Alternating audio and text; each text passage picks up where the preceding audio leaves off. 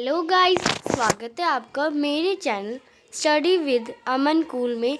आज हम लाए हैं शिक्षा निदेशालय राष्ट्रीय राजधानी क्षेत्र दिल्ली की कार्यपत्रक नंबर 8 जो कि क्लास 8 के लिए है। आप अपना नाम लिखेंगे और अपनी अध्यापिका का नाम लिखेंगे। इसका विषय विज्ञान है जो कि हिंदी मीडियम के लिए। इंग्लिश मीडियम की वर्कशीट मेरे चैनल पर अपलोड है और जो आपकी आज की इंग्लिश की वर्कशीट आई है वो भी मेरे चैनल पर अपलोड है। 21 अक्टूबर की आपकी वर्कशीट है। यदि आपका सर्दी के मौसम में आम खाने का मन कर रहा हो या गर्मी के मौसम में स्ट्रॉबेरी खाने का मन कर रहा हो तो आप क्या करेंगे? जैसा कि हम जानते हैं कि सूक्ष्मजीव वातावरण में लगभग हर जगह मौजूद होते हैं। आपको ये पता ही है कि ये हर जगह मौजूद होते हैं। यदि इनको उचित परिस्थिति जैसे तापमान और नमी मिल जाए तो ये बहुत तेज़ी से वृद्धि करते हैं, या अगर इन्हें सही परिस्थिति यानी उचित परिस्थिति मिल जाए या जैसे तापमान और नमी तो ये बहुत तेज़ी से वृद्धि करते हैं। भोजन का संदूषक एक रासायनिक अभिक्रिया है जिससे खाने की वस्तु का रंग और स्वाद बदल जाता है और उसमें बदबू आ जाती है और वह खाने योग्य नहीं रहती। जो भोजन का संदूषक है एक रासायनिक अभिक्रिया, आपने पढ़ा होगा, जिससे खाने की वस्तु का रंग स्वाद सब बदल जाता है और उसमें बदबू सी आ जाती है और वह खाने योग्य नहीं रहता। भोजन को सूक्ष्म जीवों से बचाने के लिए हम निम्नलिखित विधियों का प्रयोग कर सकते हैं जिससे हम पूरा साल हर तरह का फल और भोजन, जैसे हम सर्दियों में भी आम खा सकते हैं, तो हम पूरे साल सब्जियां और उनसे बनी हुई चीज़ों का मज़ा ले सकते हैं। तो भोजन को सूक्ष्म जीवों से बचाना या खाद्य परीक्षण के उपाय, तो देखते हैं।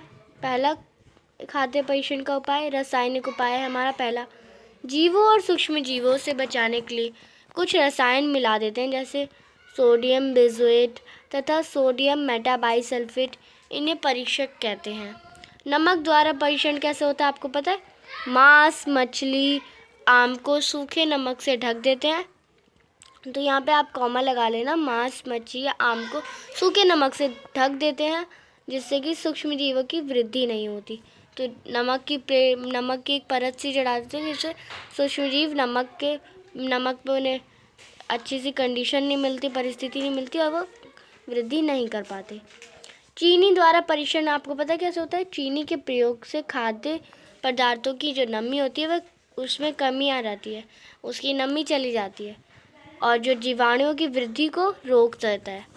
तेल एवं सिरके के द्वारा, अब तेल एवं सिरके के द्वारा परीक्षण कैसे होता है आप देखते हैं। अचार, सब्जी, फल व मांस मछलियों का परीक्षण तेल व सिरके द्वारा करते हैं। तो जो तेल और सिरके के द्वारा हम अचार को परीक्षण कर सकते हैं, सब्जियों का, फल का, मांस का और मछली का कर सकते हैं। गर्म एवं ठंडा करना, अब गर्म एवं ठंडा करके हम किस किस को कर सकते हैं?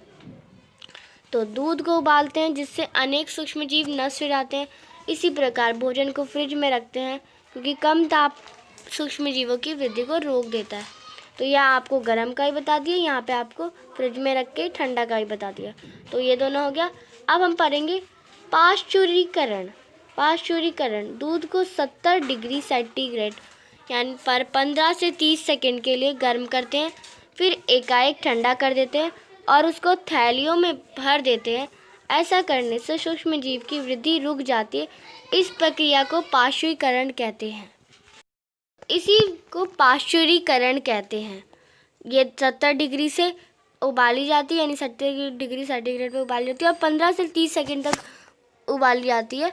इसी स्थिति को हम पाश्चुरीकरण या इसी प्रक्रिया को हम पाश्चुरीकरण कहते हैं, जिसकी खोज सबसे पहले लुईस पाश्चर ने कहा था। और इन्हीं के नाम के आधार पे पाश्चुरीकरण, ये हमारी जो प्रक्रिया है इसका नाम रखा गया लुईस पाश्चर यानी पाश्चुरीकरण नामक वैज्ञानिक ने ही पाश्चुरीकृत दूध को हम बिना उबाले भी इस्तेमाल कर सकते हैं। तो लुईस पाश्चर ने ही सबसे पहले से डिस्कवर करा था या इनका खोज करी थी। भंडारण एवं पैकिंग, अब भंडारण एवं पैकिंग क्या होता है? मेवे तथा सब्जियों को वायु रोधी सील किए गए पैकेट में रखा जाता है जिससे सूक्ष्म जीवों से सुरक्षा होती है। अब आपने देखा है मेवे का पैकेट होता है या किसी भी सब्जी का पैकेट होता है, वो वायु रोधी होता है, उसे एकदम टाइट सा हो जाता है और जैसे ही हम उसे फाड़ते हैं तो उसमें एक साउंड सा प्रोड्यूस होता है, उसमें आवाज़ निकलती है, तो उसे वायुरोधी कर दिया जाता है और जिससे सूक्ष्म जीवों से सुरक्षा मिलती है। तो अब निम्नलिखित प्रश्नों के उत्तर देने आपको। प्रश्न 1, किन्हीं 2 रासायनिक परीक्षण के नाम बताओ। अब किन्हीं 2 रासायनिक परीक्षण के नाम पता है आपको? यहाँ पे आपको वर्कशीट में बताए गए थे और मैंने आपको और बताया था इनके बारे में। सोडियम बेंजोएट और सोडियम मेटाबाइसल्फेट, ये दोनों परीक्षण है। तो आप एक नंबर ये डाल के, दूसरा नंबर ये डाल के फर्स्ट क्वेश्चन का आंसर कर देंगे। तो सेकंड क्वेश्चन देखते हैं हम हमारा। खाद्य परीक्षक यानी खाद्य परीक्षण के कोई 4 तरीके लिखे। अभी आपने 5-6 तरीके देखे खाद्य परीक्षण के, अब उनमें में से आप लिख सकते हैं।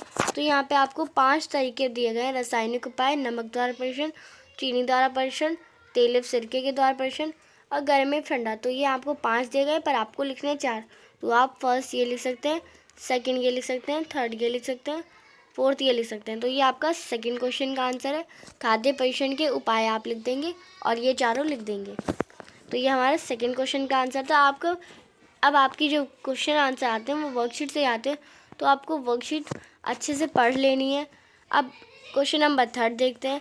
अचार में अधिक तेल व नमक क्यों डाला जाता है? आपको पता है अचार में अधिक तेल व नमक? तो आपने अभी पढ़ा भी था। तो अचार में अधिक तेल नमक क्यों डाला जाता है? क्योंकि उन्हें परीक्षण करा जाता है उससे। तो करते हैं इसका आंसर। तो ये हमारा थर्ड क्वेश्चन का आंसर है। अचार में तेल व नमक अधिक इसलिए डाला जाता है क्योंकि तेल और नमक परीक्षक की तरह काम करते हैं और ये अचार में सूक्ष्म जीवों की वृद्धि नहीं होने देते और अचार को खराब होने से रोक सकते हैं, ये रोकते हैं। तो ये अचार में इसलिए डाले जाते हैं, आपको पता चल गया कि ये सूक्ष्म जीवों की वृद्धि नहीं होने देते हैं। तो फोर्थ क्वेश्चन देखते हैं। ये हमारा फोर्थ और लास्ट क्वेश्चन है। आम से बनने वाली किन्हीं 4 चीज़ों के नाम बताओ जिनका हम परीक्षण कर सकते हैं। अब किन किन चीज़ों का आप परीक्षण कर सकते हैं जो कि आम से बनी हो, जो चीज़ें आम से बनी हो और आप उनका परीक्षण कर सकते हैं। तो आपको पता है आम की चटनी, आम का अचार और आम की बहुत सारी चीज़ें होती हैं जिनका हम परीक्षण कर सकते हैं। तो इसका आंसर करते हैं।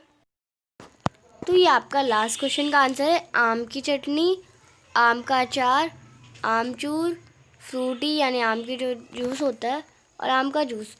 ये आपके 5 चीज़ें हैं जो आम से बनी हैं और हम इन सभी का परीक्षण कर सकते हैं। तो आप इन जब लिखेंगे फिर इसके नीचे आप लिख देंगे हम इन सभी का परीक्षण कर सकते हैं। हम इन सभी का परीक्षण कर सकते हैं। तो आप लिख देंगे कर सकते हैं। मैं यहाँ लिख देती हूँ और यहाँ पे कर सकते हैं। तो ये हमारा क्वेश्चन नंबर 4 का आंसर है। तो ये हमारी आज की वर्कशीट कंप्लीट होती है। ये आपको कोविड के संदर्भ में उचित व्यवहार संबंधित कैब का निर्देश है कि नियमित रूप से अपने हाथों को साबुन और पानी से धोना है आपको।